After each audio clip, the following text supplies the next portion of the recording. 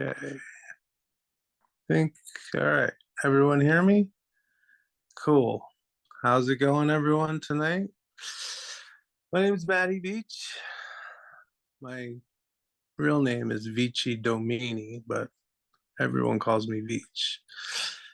Anyway, I want to start this by saying that on December 8th, I hit 2 years sober, which for me is unbelievably amazing and super proud of myself.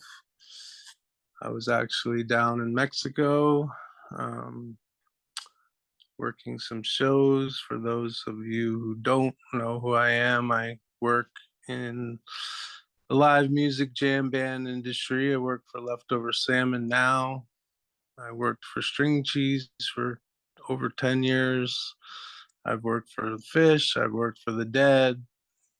I worked for Justin Bieber. I worked for Taylor Swift. I've worked for many bands and done everything from small venues to giant arenas and stadiums. Anyway, I wanted to start this by just telling y'all how I got here. It's pretty dopey and it's pretty scary, and I'm just happy to still be here. So, obviously, we all were going through COVID, and for me, I literally, my life for the last 25 years has been on the road, traveling, planes, trains, tour buses, rental cars, vans, you name it. I'm always on the go. I don't have any kids. I did have a wife. We are divorced. Well, I'll maybe get to that later. But anyway, so March 8th, 2020, I was left. I was living in Colorado for the last 30 years. I now live in Florida. I left for a tour. I was working for Anders Osborne, and he's been on the show with Dave. He's did a DopeyCon, I think, last DopeyCon, maybe via Zoom. And we left for a tour for 6 weeks. We did one night and got a call that, COVID was happening, et cetera, et cetera. The tour was canceled. We were sent home. So from March till December was a severe downward spiral for myself. Obviously we couldn't go anywhere. I had a plug that was right there. I'll just be open and honest. I was doing, which I know now was fentanyl, and I knew it was then, but I thought it was heroin, but it wasn't. And at the time, Xanax bars from my plug. So were they real? I felt that they were. I mean, a lot of people say they were fentanyl in the bars. Who knows? I mean, they worked as benzos, because I'll get to that when I tell you what happened. But so obviously that year was really bad, and my wife and I decided to divorce in November. She left went to her family's in California. I was left alone in my house with my two dogs and a pile of drugs. And it was just every day nonstop.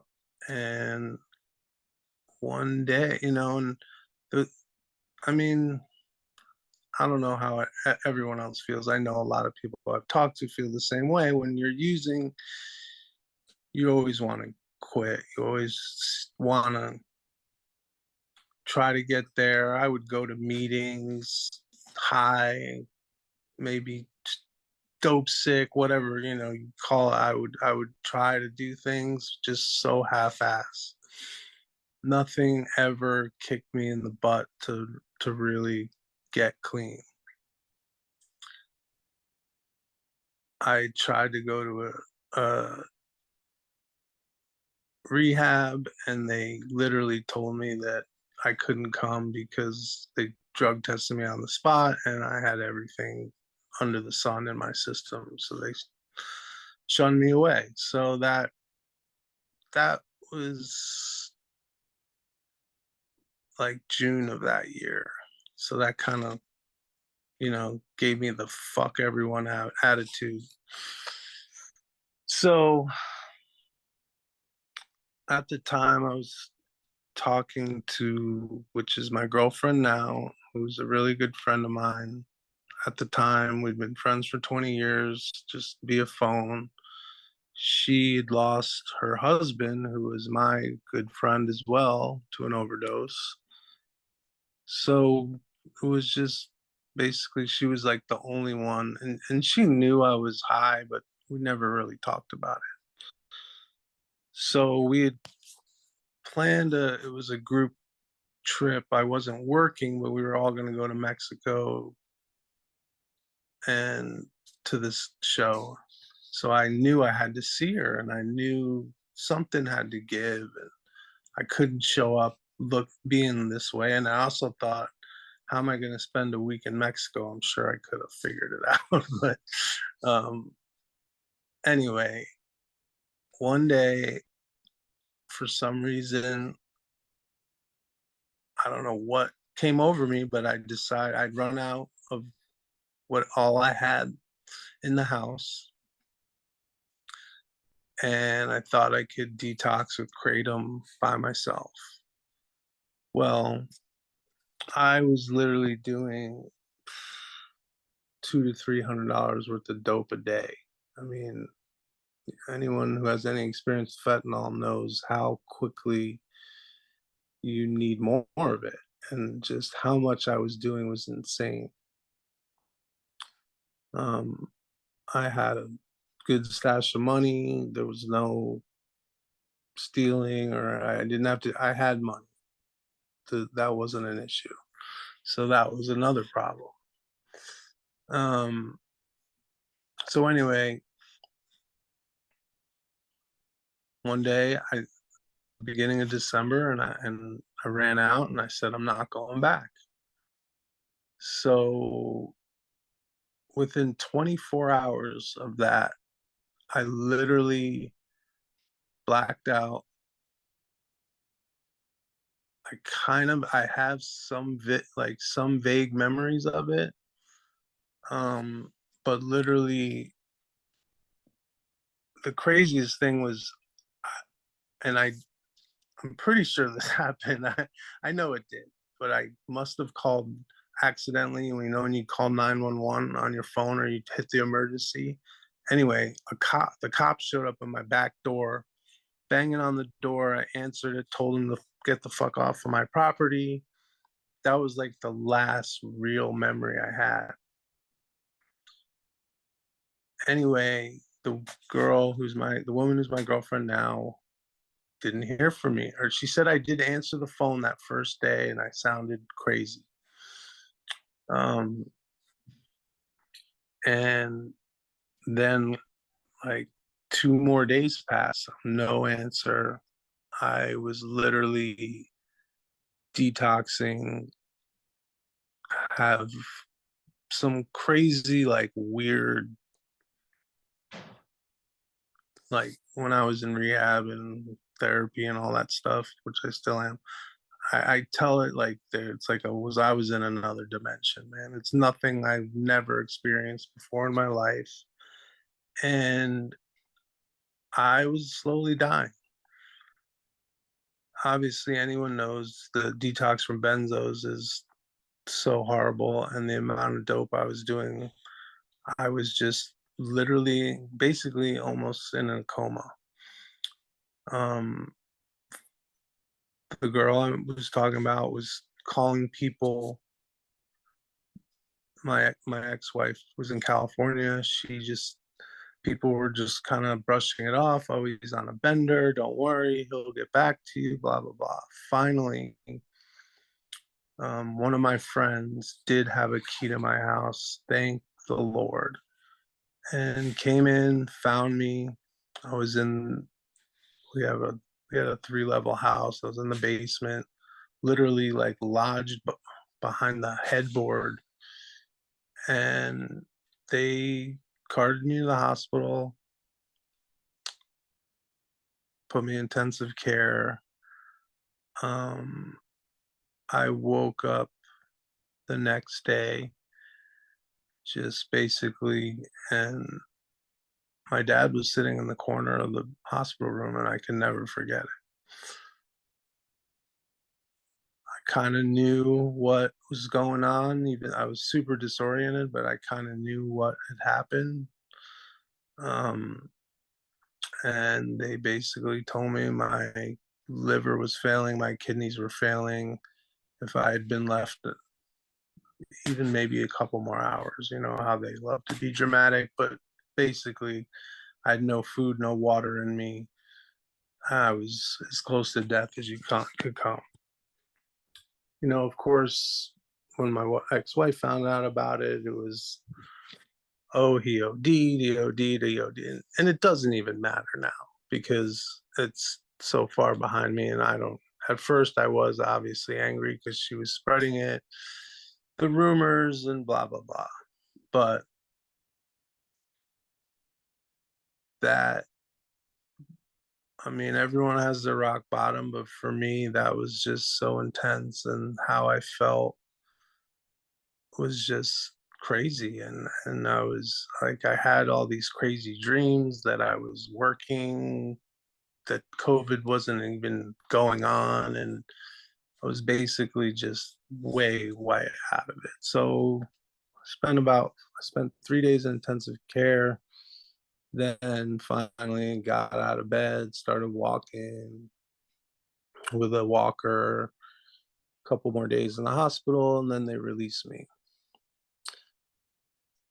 My dad, who my dad and my sister knew that I was not that I was doing bad, but they didn't realize it was that bad. And he said, "You're not staying here," and he put me on a plane with him, and he lives in Florida, and I came here. And unbelievably, this woman who I'm with now, she lives in Florida as well. I went to rehab for 5 weeks. It's funny. So they gave me the option of doing an in-house, sleeping there and doing the whole thing for the big money, which I chose to do, which they allowed me to do. I wasn't in any trouble. Fortunately, when the cops and the EMTs came in the house, they didn't find anything. They didn't flip the house or anything, and they didn't find anything. So I was in no trouble with the law. So when I went to rehab, it was all on my own accord. And they let me stay at my parents while I did. It was a, it was like being in rehab, except at night I would sleep there, which is funny because if anyone, obviously, people here have been to rehab, what goes on there at night can be worse than a lot of places you want to be. But it was the safest place for me, and I worked it because I wanted to work it, and I didn't want that life. And I found Dave in 2016. I mean, anyone that does opiates knows the roller coaster ride it is. And a lot of times when I was getting sick or I was just, barely surviving, I would just listen to it nonstop. And he always talked about that other side. And granted, back then, Dave was very newly sober himself, but I just knew there was something better. And this is I just turned 50 this year. So this is 30, 35 years of using. I mean, I started smoking pot at 14, drinking, all that stuff, and everything snowballed. Um, but he talked about that, getting to that other side, and what sobriety and I wished to be there, and I made it, and I think just and I will repeat this over and over. No one is gonna save you except yourself. I mean, that is the bottom line. I don't care how good of a relationship you have with anybody.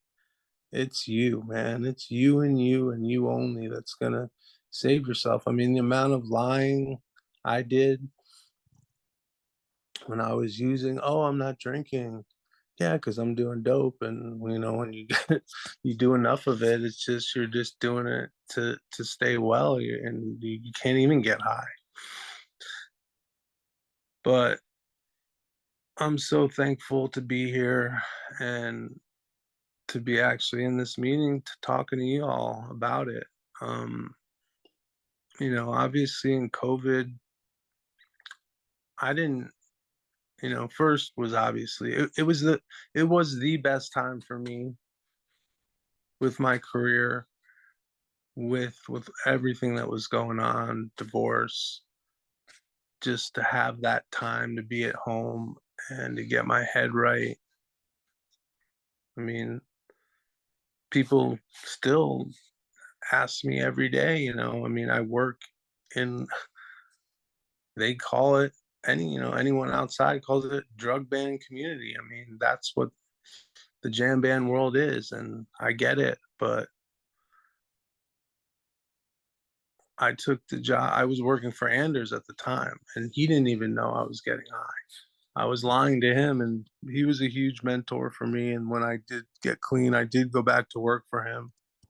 And then Leftover Salmon called and offered me a gig. Anders was going through some tough times of his own. He didn't know how much he was going to work and if he even wanted to get out of the house at the time. He was just doing stuff at home. So I really questioned myself and my strength. And I told the band, I said, listen, man, I'm sober. I said, I will not put up with shenanigans. I was like, I won't put up with band members, using hard drugs. And that's where I draw the line. And they all agreed. Um, there's 6 band members and there's 4 crew members. As right now, I'm not. It's not because of me specifically, but I have 3 of the band members not drinking, and 2 out of the 4 crew members don't drink. A lot of them use marijuana, and I mean, some people use it as a harm reduction, and that's fine. If you can do that, that's great. I can't. I just know I gotta be on this path of nothing, because for me it was I was a serious binger. It was like, oh, I could never have one drink or one line or one anything. It was 10, 50, it just kept going. And I know myself too well. And, people, I was just talking to a friend of mine who just got out of rehab. And he's like, I feel like I can have a beer. I said, you know, you might feel like you can, but what's that going to lead to? And you know, uh, I see a addiction therapist weekly, and she told me, she's like, you've done enough drugs and alcohol for 10 people's lives, and she's right. I mean, when I knew this, when in my own active addiction towards the end, how it just wasn't fun anymore. Nothing was fun. Nothing was fun about it. I mean, there was no party anymore. It was just abuse and hurting everyone around me. The fact now that I can tell the truth to people and look them straight in the eye and tell them what I'm doing, what I'm up to, and just people seeing me. I mean, they're like, that's a really great feeling is when you see someone that you haven't seen in a while, and that's all they can say is how good you look and how great you sound and all these great compliments. Because I mean, I was a mumbler. I was so fucked up. People didn't even understand half the things I was saying. And it's so funny when you think you're getting away with it when you're not. People around you know what's going on. They're just a lot of them are just either too wrapped up in their own life or they just don't want to get involved. And that's why I always say to people, man, it's you who's got to save yourself, because no one is going to save you except you. But it's been a great year because I had basically almost a whole year of sobriety with not working. I started back in September of 21 and I went out with Anders. We did a tour and it was great. And just having him as a mentor, and we did a lot of Zoom meetings and just talking. And what's, a lot of people have come to me, and I tell them, like, being alone and isolating yourself is the worst, because that's where the thoughts creep in. That's where the I don't know if I can do these thoughts come in. I mean, so much like keeping busy, talking to people, whether they're in recovery or not, just talking to people who are positive in your life. I mean, that's helped me so much. And now it's just become, I will never say it's easy. It's not. It's never easy. But I mean, I just was in Mexico for a week at an all-inclusive resort where drinks are free, booze was flowing, and that kind of freaked me out when I first got there, just the amount of booze that was everywhere. Um, and you just get through it. It's just like everyone, any meeting you go to, one day at a time. I mean, sometimes it's 1 minute at a time. But as long as you surround yourself with good people and positive people, you're gonna be fine. And obviously, the Dopey Nation is just amazing. The amount of cool people I've met. I want to get to DopeyCon. I'm bummed I missed this last one, but I hope to get there one of these times. I guess I kind of gave you my whole story for now. I wouldn't mind answering some questions if people have some. I'm kind of feeling like I'm at a standstill right now. Steph?